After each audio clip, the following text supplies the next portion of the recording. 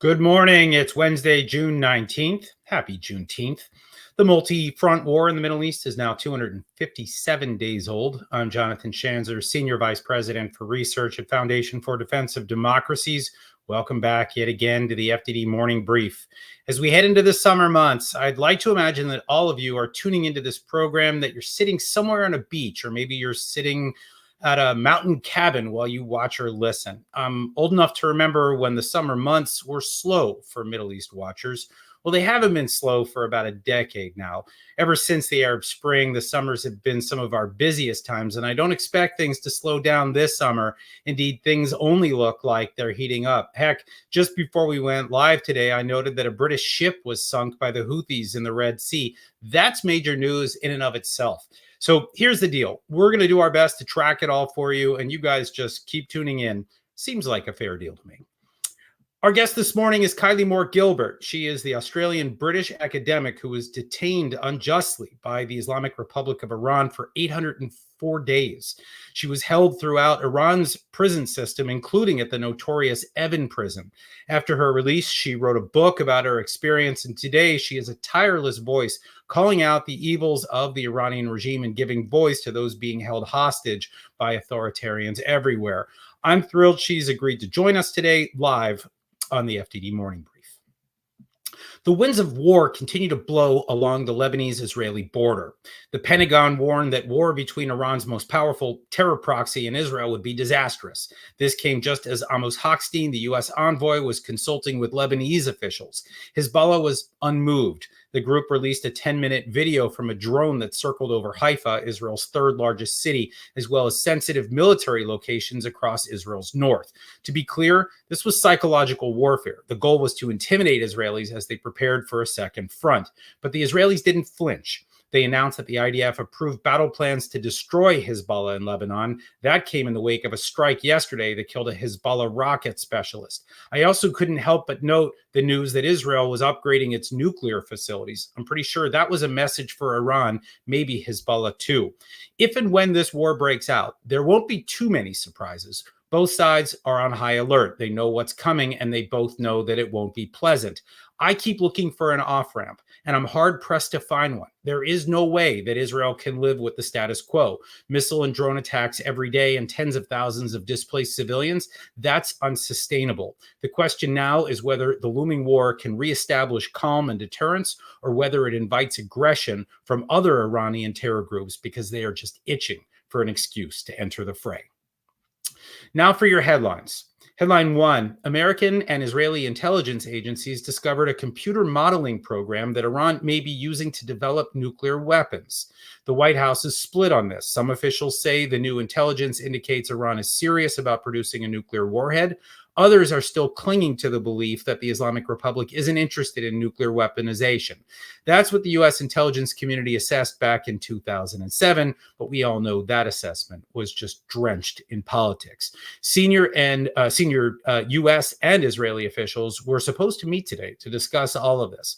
White House National Security Advisor Jake Sullivan, Israeli National Security Advisor Tzachi Hanegbi, and Israeli Minister of Strategic Affairs Ron Dermer were slated to chair the meeting.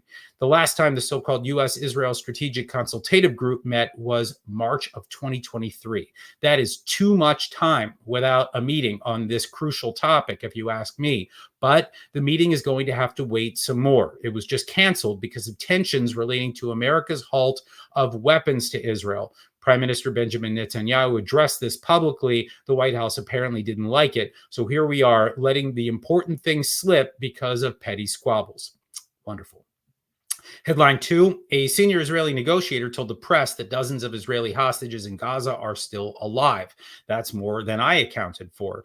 The official then reiterated what the Israeli government has said all along. Israel cannot and will not permanently end its Gaza counteroffensive before the hostage issue is settled. As far as we know right now, there are 116 hostages left in Gaza, 41 of which the IDF have confirmed to be dead. Meanwhile, in Qatar, Qatari Prime Minister Mohammed bin Abdulrahman Al Thani met with Hamas political chief Ismail Haniyeh. Al Thani reportedly urged Haniyeh to compromise on some of Hamas's demands in an effort to push a hostage deal across the finish line. I'm not convinced Qatar cares. Headline 3. The U.S. is set to dismantle the now infamous pier in Gaza. You'll recall the U.S. built this pier because it said Israel wasn't doing enough to get aid into Gaza. Turns out the pier has operated for a mere 10 days in total. It fell apart, it was rebuilt, and now it's going to be unbuilt. They're blaming the weather on the Med, which is odd because the Med is known for its calm waves in the summer. This thing has been a cringe-inducing disaster from the start, and meanwhile, somehow, more than enough aid is flowing into Gaza. This was a masterclass in virtue signaling, folks. Looking back, the pier was clearly not necessary. It was a waste of more than $300 million in taxpayer money. It risked the lives of American servicemen, all as Israel ramped up aid independently and efficiently. But hey, if it helped convey the right message to certain constituencies, it's all worth it, right? Good Lord. Okay, I'm now pleased to introduce you to Kylie Moore-Gilbert. With a PhD in political science, she remains active in the world of academia.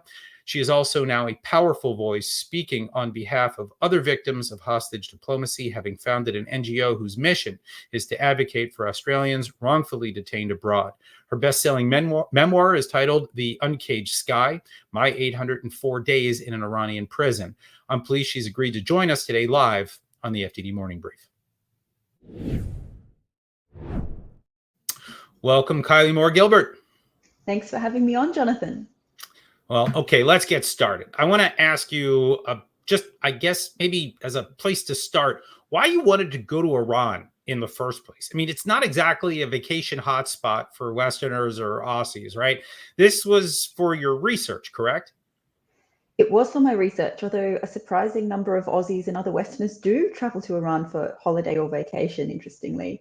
I was invited by an Iranian university to come for an academic conference, and not being an expert in Iran, not having published anything about Iran prior to my trip there, my research was focused on the Arab states of the Persian Gulf. I thought it should be pretty safe for me to go, and I was curious about the country. Okay. I mean, I'm curious about it too. I'm not sure I would go, but maybe that's because FDD's been sanctioned by the regime. I guess you didn't have those kinds of challenges. But so, all right. So you go to Iran, you go to your conference. When did things go wrong? I mean, what happened? It's difficult to know what exactly happened. I was arrested at Tehran airport upon preparing to depart the country, having had a pretty successful and uneventful trip prior to that.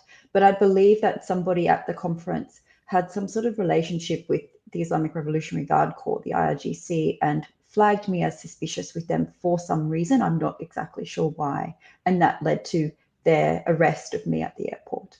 Did they tell you as you were getting arrested what the reasons were for your arrest? No, let's just say their English is a little bit less than fluent. So communicating with them, certainly at the beginning, I didn't speak Farsi at that point, was really difficult. I had no idea what was going on. I didn't even know who they were. They didn't tell me who they were. And it took me several weeks to figure out that it was the IRGC that had arrested me at all. So I don't think they knew exactly what they wanted from me at that time. It was kind of a shakedown in a way. They wanted to see what information I had, figure out what I was doing there. Would I be a person of interest or not? But eventually they threw me into Evin prison, and I was put in front of a court, quote unquote, a sort of a farcical kangaroo court, and I got a 10-year prison sentence for espionage. Wow. That's pretty serious, and I can only imagine the fear that you were feeling as that was conveyed to you. I know it won't be easy to sum this up quickly, but I mean, what was it like spending 804 days in Iranian prisons? When we hear a lot about Evin prison, but I know you spent some time in other correction facilities as well. What was that like?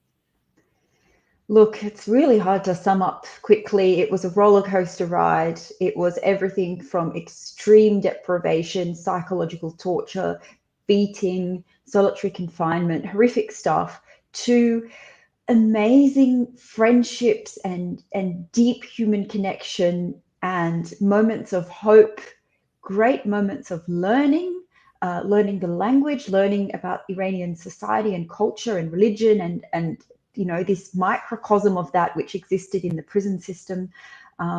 ups and downs of an extreme nature. Not all bad, and an experience I'm probably not keen on reliving, but one that I actually got a lot of value and insights out of as well. Amazing to hear you talk about it that way. I would imagine that a lot of people would walk out of an experience in a foreign prison where you're jailed unjustly, you're being accused of things that you haven't done, and for you to walk away with a sense that you learned something, that you've taken away important lessons. That's incredible. I mean, how hard was it to learn the language, and who was teaching you? Oh, I taught myself, and it was a survival skill. I mean, not having any Farsi whatsoever put me at a significant disadvantage. I couldn't protect myself, not only from my captors, the Revolutionary Guard, but from fellow prisoners as well. So it became necessary to protect myself to learn Farsi. I taught myself from a dictionary and a grammar book that the embassy was able to provide me, and from just hearing it everywhere, morning to night, practicing, conversing with the prison guards, with the IRGC, conversing with fellow prisoners, sometimes watching soap operas on TV, and eventually, given that kind of full exposure, I was able to pick up the language and use it to gain important insights and information into what was happening to me, as well as defend myself against other prisoners and my own captors. Wow. Really unbelievable. Well, let me broaden out for a minute. I mean, how many other, I know you're very active in this space. How many other wrongly detained foreign nationals are sitting in Iranian prisons right now? And maybe, a second question would be what is the right policy for the US, the UK, Australia, and other countries dealing with this problem? I know this is something that you continue to work on. You're a voice for this. So how are we to understand what's going on right now with respect to this challenge specifically? Gosh, it's such a thorny problem. It's such a conundrum. There is no right policy or right answer here. Hostage diplomacy is, a growing phenomenon. Americans are being targeted, Europeans, Westerners, Australians, Canadians, everybody. Countries like Iran, but also Russia, Venezuela, China, and others have figured out that they can gain extraordinary concessions and benefits and rewards by taking innocent Western citizens hostage and leveraging them as bargaining chips with those countries that they're from. Sometimes it's dual nationals, and sometimes it's complete foreigners like myself. We've seen some pretty horrific deals go through, and we've seen some, I would say, better negotiated deals as well. But Western countries are just fundamentally at a very weak position starting out when they're dealing with their own innocent citizens being arrested for no reason, and countries like Iran demanding very steep concessions and steep prices in exchange for them. There are dozens of Western citizens and dual nationals in prison in Iran right now. We don't know the exact number because many countries are not open about that. Anecdotally, or families might reach out behind the scenes and ask for help, and that's how we figure it out. Or some desperate families go public, and there's a public campaign, and therefore, we hear that somebody's arrested and detained in Iran. But dozens would be the response to that. And countries do get their citizens out. Over the weekend, we saw Sweden get 2 Swedish citizens out in a very asymmetric and, frankly, inexcusably weak deal involving a convicted Iranian war criminal, Hamid Nouri, who'd been charged and given a life sentence in Sweden. They didn't even get every Swedish citizen out in exchange for him, and that was a very steep price indeed to pay. So it's difficult. It involves negotiating with malign actors like Iran. There is no easy answer. I think multilateral efforts are needed. When one citizen is taken, everyone needs to band together and sanction Iran and make there be repercussions and consequences for this kind of behavior, because we're just rewarding them thus far and they're getting away with it, and as a result, doing more of it. It's interesting to hear you talk about a deal that you thought was lopsided or perhaps unfair. I would imagine that when you were sitting in Iranian prison, you probably didn't care what the deal was in order to get you out. You were probably just pleased to, be released. And so what were the terms of your deal, if you don't mind me asking? Sure. So I did care what the deal would be to get me out. And we do care as hostages. I mean, it's a moral quandary that rests on our shoulders too. 3 convicted terrorists were released in exchange for me from a Thai prison. And, I have to grapple with that. Should these IRGC members, There were blundering idiots. They were arrested in the course of a bomb plot. One of them blew off his own legs. He's probably not going to hurt anyone moving forward, but the other two might. Should one of these guys do something, I would feel sort of morally linked to that in some way. And it's not fair. I mean, people who are criminals and have blood on their hands are being freed in exchange for innocent people who've lost years of their life through no fault of their own in this practice. So it's really difficult. We do care about this, and I do think that some red lines need to be drawn over what countries are and are not willing to put on the table. The US and the UK have transferred vast sums of money to the IRGC essentially as a kind of a ransom, even though it's often Iran's own money that's been frozen due to sanctions. And this money almost certainly has led to people's deaths and has killed people. Funds funneled to terror groups, proxies throughout the Middle East, as well as shooting their own people in the streets, which we've seen in Iran from 2022 with the Mahsa Amini Women Life Freedom Movement. So that's unconscionable in my opinion. But some of these prisoner swaps too are really, really morally questionable. But then what do? You can't leave innocent people behind and rotting away in an Iranian prison. So it's a really, really difficult issue. And I've got no answers for you, but I do think we need to be better at driving a hard bargain with countries like Iran when they make these kinds of demands. I think you're exactly the right person to deliver that message. So I thank you for your principled response there. After your ordeal, how do you view the Islamic Republic and its foreign policy in the Middle East? What do you make of what we're watching right now, the war that we're watching across the Middle East, the mayhem that Iran is causing? You've now lived there, not maybe the way most people would, but you probably understand things a little bit better than the average Westerner about what the Iranian mindset is in terms of its foreign policy and its war. So what are we to make of all of this right now? One issue which I think is little understood or appreciated is that Iran, in a way, views this war as a defensive war. They've gone on the offense in order to defend. And it is linked to the unprecedented uprising we saw in 2022, 2023, where the Iranian people in vast numbers took to the streets and said, get rid of this regime. Marg by dictator, down with the dictator, go away. We want democracy and we want some sort of non-Islamist secular polity in Iran. And this rattled and shook the regime to its core. And very, very quickly, conspiracy theories about these guys being foreign agents and America and Britain and other countries, Israel, are infiltrating Iran and instigating all this became the narrative. And they see themselves as being under siege and instructing their proxies throughout the region to attack Israel, to attack Western shipping, and etc., is a kind of a strike back for them to defend their own regime stability. And so it's all linked, and our failure to stand up for the Iranian people who took to the streets and actually do something meaningful to assist them in their desire to overthrow the regime was a profound strategic, failure. We really, really should have, stood up by our own values, stood for our own democratic principles, and done everything we could, rather than just sending a few tweets by the foreign ministry of whatever country and, a few weak statements against the death penalty for protesters or whatever. We should have tried to actively support these people. It would have been profoundly in our interest to see the Islamic Republic overthrown, and it would have reshaped the region dramatically. I still believe it will happen one day, but our failure to do that is now, paying consequences in the current situation. You are preaching to the choir. This is a refrain that you will hear often from FDD, as you probably well know. Last question for you real quick. In your view, with the academic background that you have and after experiencing what you did, what do you think the future holds for the Islamic Republic? I mean, I know what you'd like to see. I think you've just expressed that pretty clearly. But on the trajectory that we're on, with the policies that the United States and Australia and Britain and others have adopted, is this a regime that is on the rise? Is it near collapse? Do we have any sense of where this regime is in its lifespan? I think it's been teetering on the brink of collapse for a while, but actually enacting that would be extraordinarily difficult. We're seeing an interesting transition within the regime from the clerical elites being supreme to the IRGC and other militant, heavily armed elements with extreme fundamentalist ideologies on the ascendancy instead.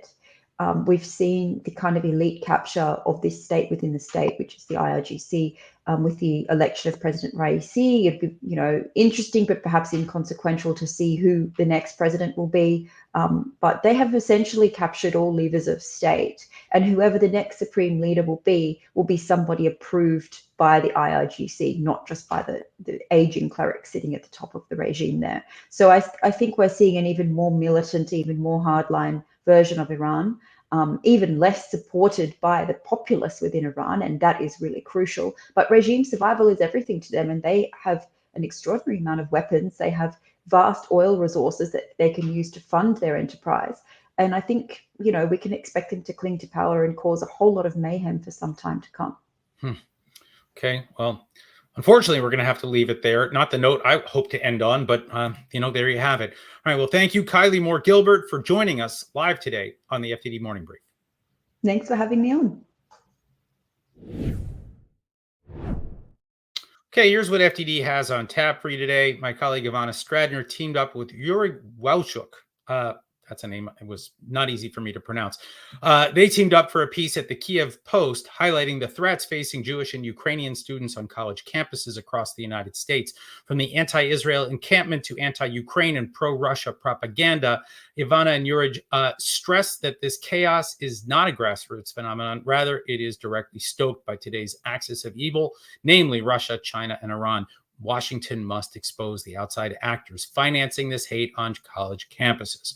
My colleague Seth Frantzman has a piece highlighting the State Department's recent terror designation of Iraq-based Harakat Ansar Allah al-Alfia, which joined other Iranian proxies in attacking Israel in the wake of Hamas's October 7th massacre. The designation had some symbolic importance, but Seth asks a pressing question.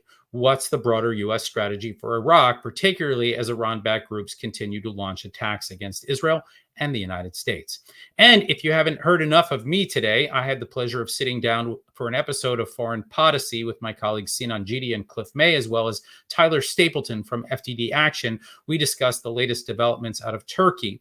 We explore how successive administrations have failed to stand up to Erdogan's bullying. The U.S. has its hands full in managing this relationship, given Ankara's procurement of Russian air defense systems, Iran's sanctions busting, and safe harbor of Hamas leadership. Okay, that's a wrap. Read our expert analysis on our website, fdd.org. Read our quick takes on X at FDD, and support our work with a tax-deductible donation at fdd.org/invest. Tune in Friday for a special episode of the FDD Morning Brief. Our guest will be, wait for it, Noa Tishby, best-selling author, actress, and perhaps the most outspoken advocate for Israel here in the United States today. That's a can't-miss episode, folks. Until then, I'm Jonathan Schanzer, signing off for FDD.